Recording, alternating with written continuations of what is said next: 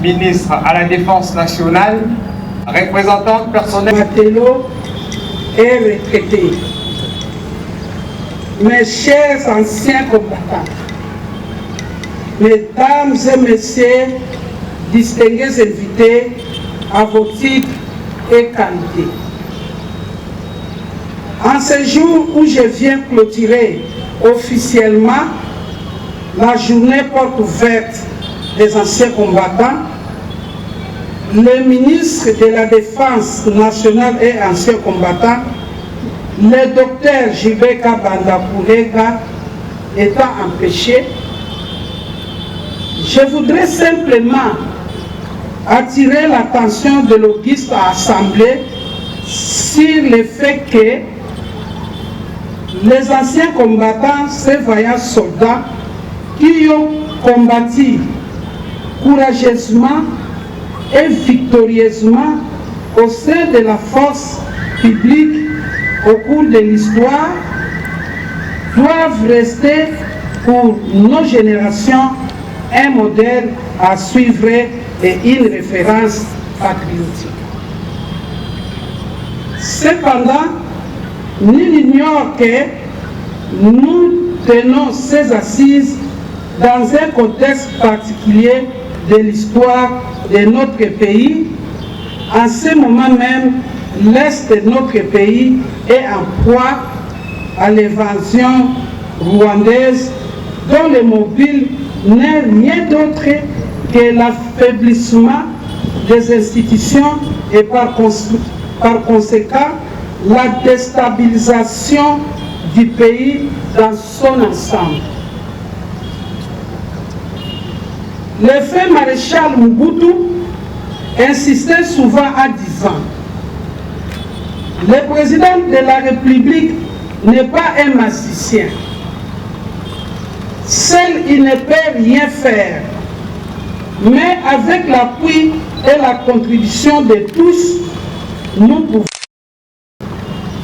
Ce qui veut dire que la stabilité de la République démocratique du Congo appelle à la participation de tous, chacun à son niveau. La République démocratique du Congo, que vive le président de la République, chef de l'État et commandant suprême des forces armées congolaises et de la police nationale, que vivent les anciens combattants.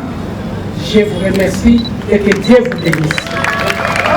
Prime abord, je m'en vais rendre grâce au Seigneur Dieu Tout-Puissant, le maître des temps et des circonstances, qui par sa grâce, sa miséricorde et sa bonté a permis de nous rencontrer en ce lieu pour la clôture de la journée porte ouverte en mémoire des anciens combattants, tel qu'annoncé par son Excellence Madame la vice-ministre à la Défense nationale, représentante personnelle de son Excellence, ministre de la Défense nationale et ancien combattant, au fil de son allocution du 22 novembre dernier.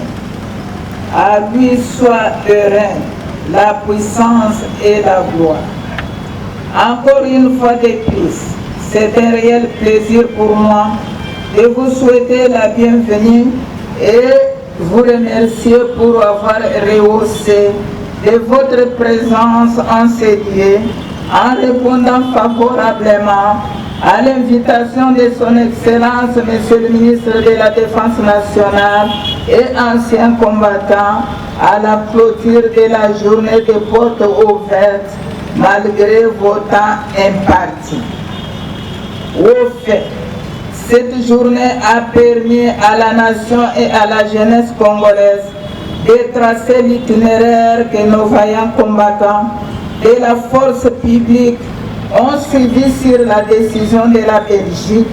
La force publique a participé avec succès à la guerre aux côtés des forces alliées britanniques et françaises.